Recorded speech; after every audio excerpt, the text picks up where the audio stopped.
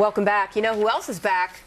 Jonathan Gruber. Yeah, he says despite the fact that Obamacare premiums will skyrocket by double digits next year, he says it's working as designed. The infamous Obamacare architect, who was caught on camera saying the stupidity of the American voter helped the bill pass, now insists surging premiums will only affect a very small fraction of consumers. In fact, he says if anything needs to be fixed at all, it should be raising the tax penalty for those who fail to buy insurance. Watch this.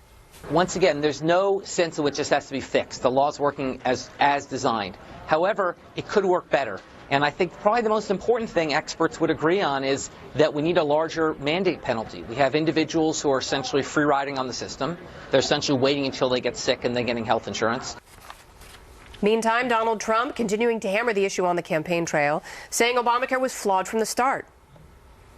Real change begins with immediately repealing and replacing the disaster known as Obamacare.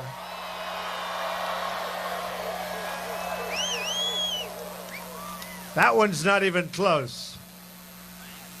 And Hillary wants to double up and triple up. What a disgusting situation. And it was no good. It was no good the day it was conceived.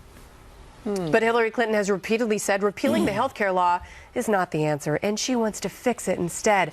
All right, so, Pete, here's the issue I have with what Jonathan Gruber said. He wants the federal government to force people to buy insurance. That's what the mandate is. He says the mandate is not coercive enough. People aren't being penalized enough for opting out of the system until they really need it when there's a catastrophe. A lot of people have realized that it's less expensive to pay the penalty than it is to actually get insurance, especially now when in places like Arizona, premiums spiking 116%, not to mention deductibles. Let's talk about the freedom there. That's exactly right. And because the mind of a Jonathan Gruber, of a technocrat, is not that their designs could be wrong, but that the American voter and people are still stupid and need to be told what to do. I mean, that's the ruling class mentality. Yeah. And in Minnesota, premiums are up 60, 70%. You've only got one provider in most places, so one choice. And it's exactly what you get. That's not a choice. That's exactly. It's not a choice. Yeah. That's not freedom.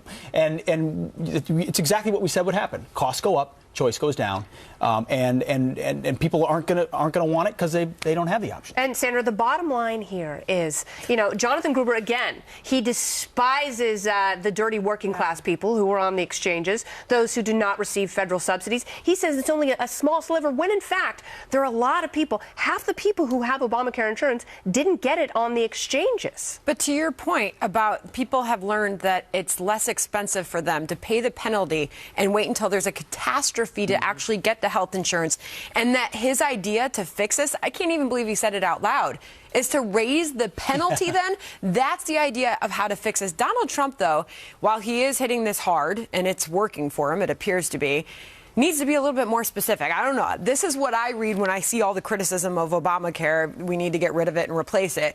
What exactly is he saying that he's going to do about it? But repeal is not necessarily the right way to go here. I'm no defender of Obamacare, but kind of since I'm playing devil's advocate today, you can't turn around to the 15, 20 million people who now have health insurance who didn't 2 years ago and say, we're going to renege. Yeah, but they're not going to have it next year anyway because they aren't going to be able to afford it. Yeah, they can't afford it. And that's the problem. And actually, Donald Trump, if you go to the website, you can see, and he has been talking maybe not as much in detail, but the plan is aligned with keeping what is working. You should go and read it. It is one of the things outside of foreign policy where he's a little thin on that because he says, well, I don't want to give away too many secrets. I think targets very well with Obamacare what his ideas would be. People tease the idea of the lines around the states. Well, competition among states really does matter and does change the game. One thing, though, nefarious about this, in some ways we've always believed the left kind of wants it to fail because what they really want is single payer. What they really want is Medicare for all. So I think they say these things knowing it's not going to work, and they're going to come with a bigger government fix. Do you think that Bill Clinton and President Obama would admit the failure of Obamacare Bill 2 weeks before the done election if they didn't want it to fail? That's exactly what they want to happen. They want to turn health care into the VA, and that will be disastrous for the rest of the country. Absolutely. All right, in the final stretch of the election, Donald Trump is trotting out his family. Melania and the kids doing a sit-down interview and answering lots of questions. Whether it'll help him win over voters, not sure yet. And Trump is slamming reporters for questioning why he left the campaign trail to attend the opening of his hotel. but he's asked why. He is asked why. No one seems to care that Hillary also took time off to go to a concert, and whether the mainstream media are being unfair and giving a double standard. Stay with us.